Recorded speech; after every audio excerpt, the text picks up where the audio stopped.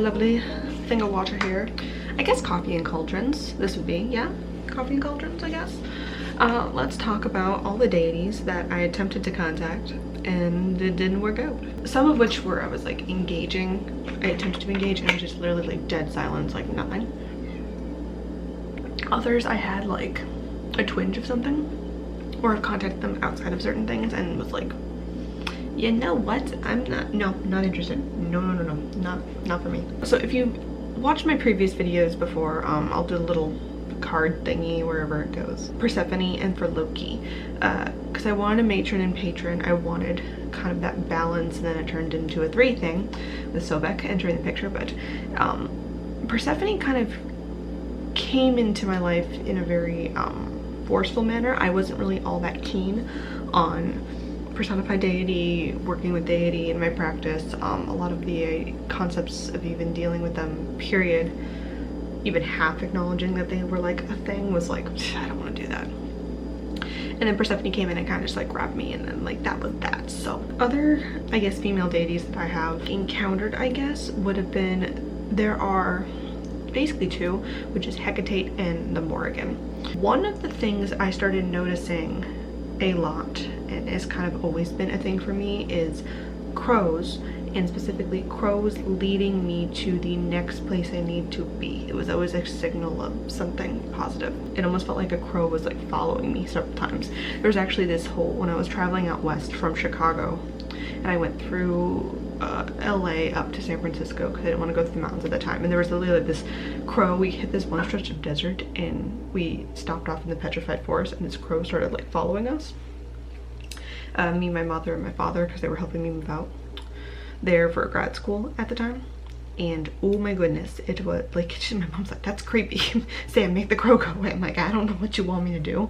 But this was before I had even found the word witch, right? So it was like very like, that's creepy, but feels like a sign of something. I don't know, it feels positive. Let's go with it.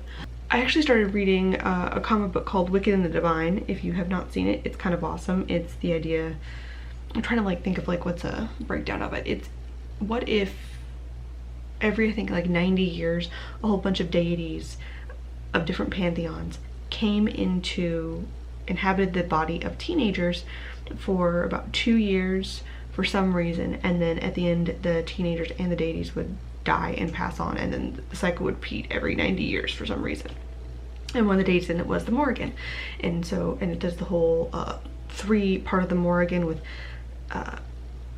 all her different representations, and there's always this thing with crows, and I was so fascinated by this character version of the Morrigan, this interpretation of her. And for a little while I had a lot of dreams reoccurring with crows. But then when I finally came to witchcraft, it was funny how after Persephone grabbed me, I suddenly remembered all that, going like, interesting that I was so drawn, and I've always been kind of drawn to crows and being connected to crows in that weird way, and crows being a representation of the Morrigan and being drawn to that representation of the Morrigan. And at one of my times when I was diving in with Persephone, there was I was like walking with her, following her with her somewhere, and like I kind of like turned for a little bit, and out of the corner of my eye there was like this murder of crows, and then there was this form. And like, you know when like sometimes you see things while you're meditating or while you're doing something, and it just, you're like, you know what that is, but you don't kind of want to confirm it or anything. Yeah, so like I knew it, and I like felt the power of the Morrigan off in the distance, and that I was like, thank you. I don't know if you were leading me. It was like I just like gave a little like thank you, because I realized, I don't know, the Morrigan, I feel like deities do kind of align with you when you need them and if they need you, like a very good linking, right? And who knows, maybe one day I will work with the Morrigan, because I felt like that was a lot of signs, a lot of being drawn to that type of energy. Her mythos, from little bits that I peeked into it, I really don't know that much about it. It's very fascinating from what I have seen, but at the moment it was just a very much like, oh, I'm just kind of like passing by. Like there was maybe a slight connection. It was like, you know those miss instances where you pass by something and you're like, you know what, that's all that needs to be. It doesn't need to be anything else. It kind of felt like that, where I was just acknowledging, and I was perfectly content to just turn back and follow Persephone and not worry about anything else. So that was like the one interaction I've had with the Morrigan. And the other one, Hecate, I was very specifically, the first time I had been with Persephone down into the underworld and started exploring a lot of shadows and things, there was this weird swamp-like interesting place that she brought me to on the flip side, and I remember looking out and seeing flickers of different spirits, deities, something. It was very interesting. And I very specifically remember there was like a whole bunch of different like crossroads, like crisscrosses in places, right?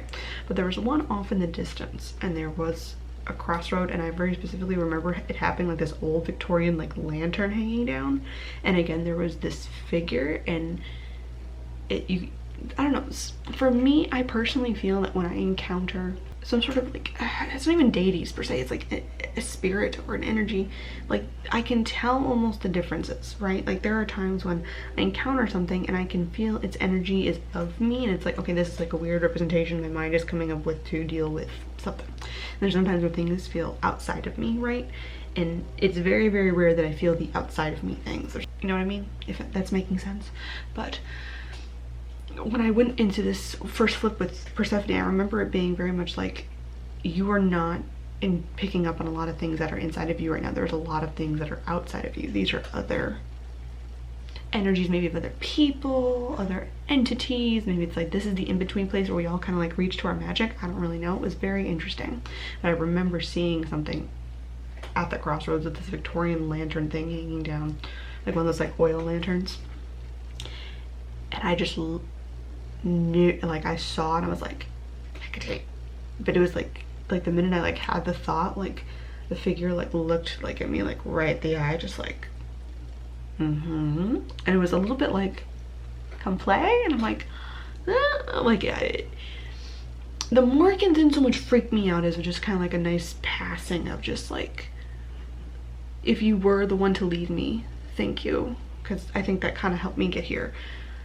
Hecate was like, and I was like, like I was full on like, you know what, I'm pretty much with Persephone, I'm pretty content with Persephone, maybe someday, but that type of energy, I don't know. And at the time I was very just like, I'm already having a whole bunch of revelations with this one, I really cannot handle anything going on over there.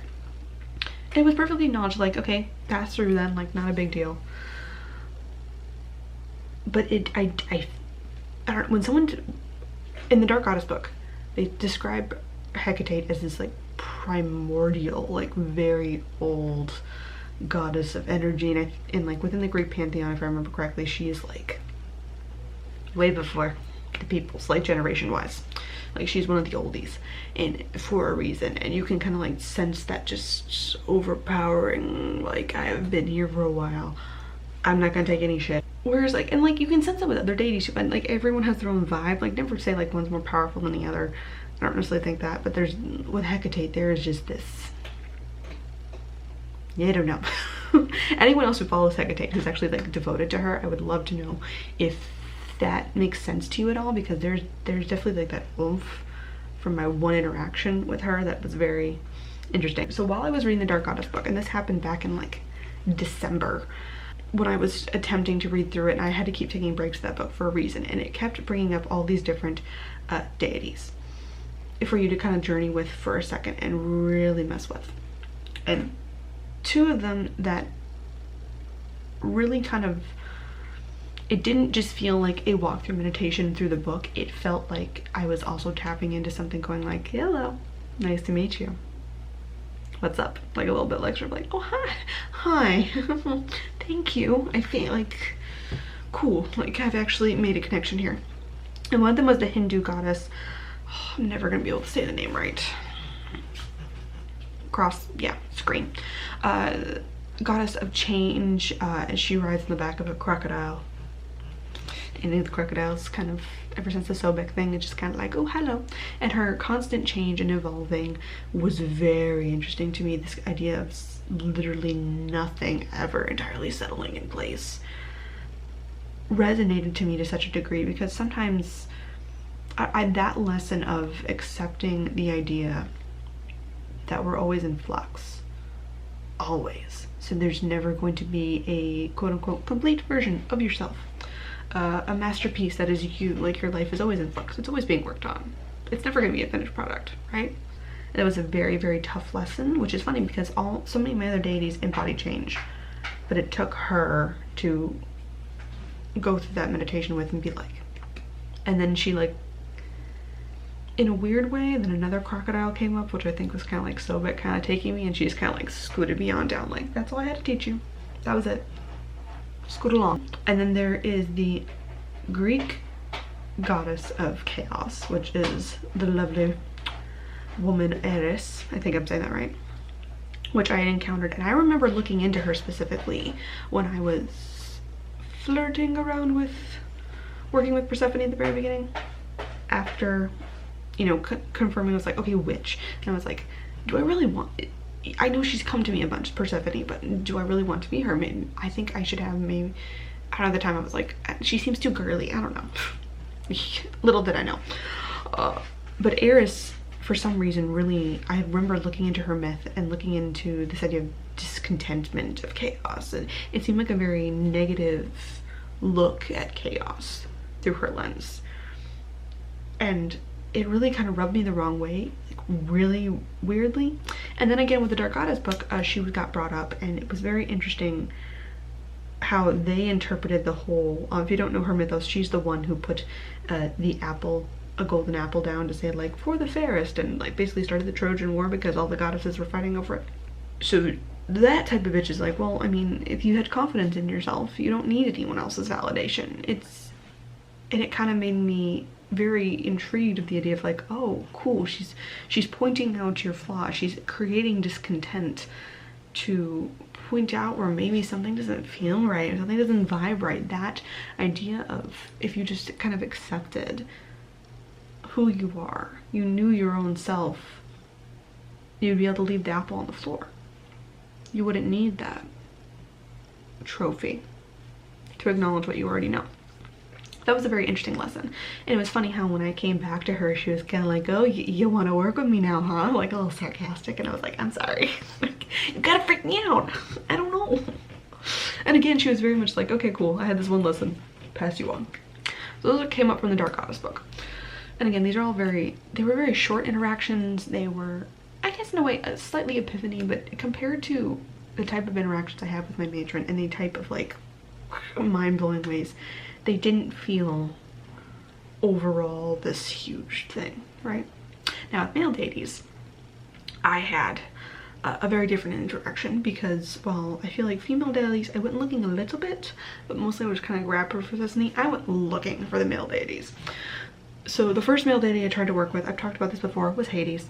And it was just radio silence for a very long time, very frustrated. Literally nothing. Over and over and over again. I felt like maybe I wasn't good enough for a long time. I felt like I was just like, and then what was it, like 4 months, 5 maybe months ago? Not even, maybe. There's a video somewhere, cards. I finally met Hades, and it was during a very big transition time in my life. Persephone was kind of like, hey, come meet the hubby, it'll be fun. And he became a sort of grounded, safe place for me. You can go watch the full video. This is kind of very rough overview, but he became a very grounded, safe place for me for a very tumultuous, big change part in my life. And I think he recognized that the other deities were working on things, and he was like, okay, you got a lot of chaos, change, big energy coming in, and if you need a place to and listen to the order and the structure of things, especially because I had kind of figured out some things where I do need order and structure in my life. My Capricorn moon came out. Now that I had recognized that that was something I was interested in, he became kind of like this weird, like, safe place zone that I could vent to and get to know better and work with. It was a very short period of time, I think. Yes, boo-boo. Running with cats running. It didn't last for any longer than a month. There was like literally this big old door to the cave that I tried to access, and every time I wanted to access it, it seemed open, and then one day I literally was just I opened the door to go into it, but he wasn't sitting on his throne that I'd seen him on all the time. And then I was suddenly like zapped outside to the door, and the door wouldn't open. It was like, and we're done. This has been closed. Move on now.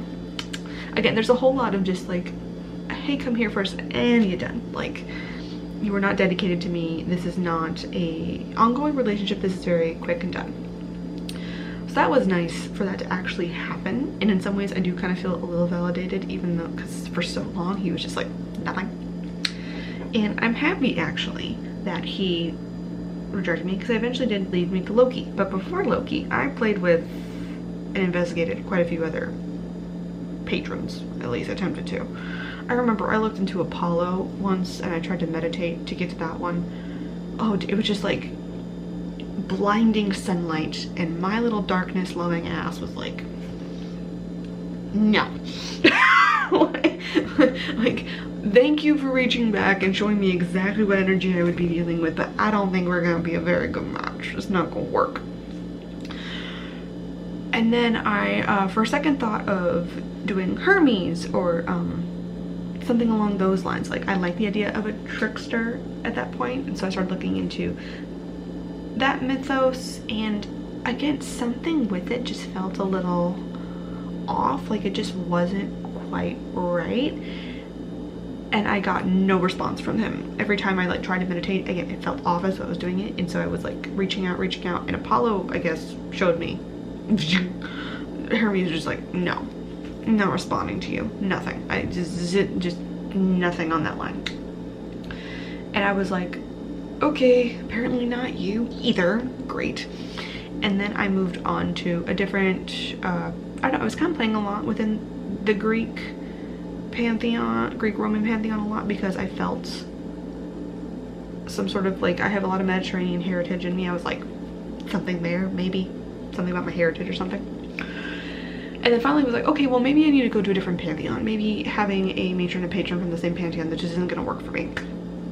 Because Zeus didn't really appeal to me, Poseidon didn't really appeal to me. There was a couple other people I was like, maybe, but overall, they just don't appeal to me. I thought about Dionysus for a little while, and that like popped up in my head, and again, I had the same feeling before I even started meditating, that just wasn't a fit, right? It was just a little, and I think that really, I didn't even like, I was like about to meditate and it just like fell off, and I was like, this is gonna be the same thing as Hermes, and it's gonna be like a, we don't care, we have no answer. And so then I went to attempt to play with Thor, because for some, I was thinking, okay, what, kind of going to the associations of things that I liked. And I love storms, I love lightning, I love rain. It's like one of the things, I'm like, yes, thunder, lightning, the calm before the storm, the whole storm energy built up. I'm like, that is something that is all, I'm all about it. So maybe Thor, he's interesting. And that one, in the original meditation where I attempted to contact to see, hey, maybe, I saw are like rolling clouds, and I felt like I was up in the sky and there was like these rolling clouds, the thunder coming in, and I was like, ooh, this is it, this is electricity, here it comes. But instead of like it kind of encompassing me, it kind of felt like it was like, again, pushing me, like, no, off you go, no. Like, I didn't see any physical form, there was no contact energy really. It kind of just felt like it was kind of like pushing me off or pushing me to the side, like he was trying to get somewhere else, and I was like, okay. And then I tried again and again, it was nada, zilch, nothing. It's like, all right, well, that's nice, thank you. And that's finally when I started looking into really breaking down what were all the qualities I wanted within a patron. What were the things I liked and found attractive in men, and that could extend to a male divine. And that's eventually when I then linked up and was like, okay, come on, and Loki popped up, and I was like, yes, okay, this is it, this is the energy. When it comes to Sobek, honestly, I never even wanted to have a third god. I was like, I'm good with my two, this is not an issue.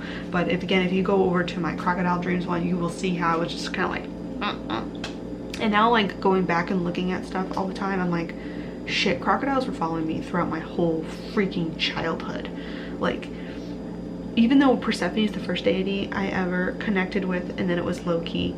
Loki is probably the only deity I feel like I really chose to work with, whereas I feel like Persephone and Sobek were very much like, no, we're working with you and you don't have a choice in the matter, like chop chop.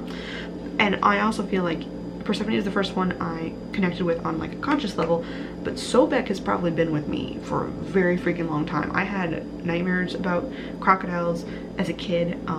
There are certain things that just really freaked me out when it came to crocodiles. Always had a kind of a weird fear of them.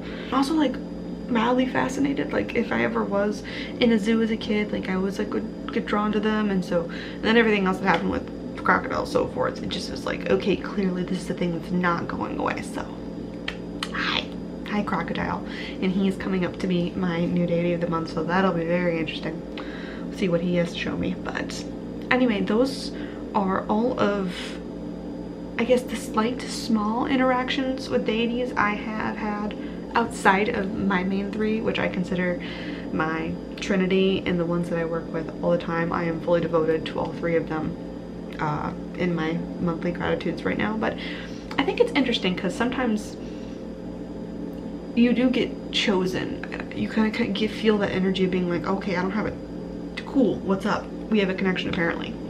Other times it's very analytical, it's very researchy, it's very, okay, what's up? And I felt more along the lines of that with Loki and a little bit of Persephone. You know, it is kind of like, I just wanted to select someone to work with, and I found a vibe that really does work with me, and it is a continuous nurtures thing. And then other things are just like, no, we've been with you for freaking forever. Get with the program, which is my equivalent would be a Sobek and a little bit of Persephone too.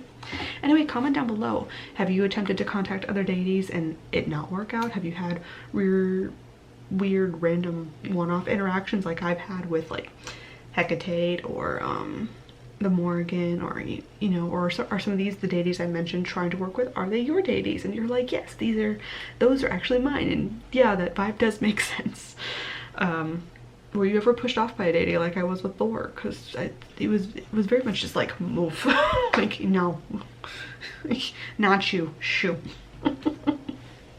Anyway, I make new videos every single week, and I'll talk to you guys next time. Bye-bye.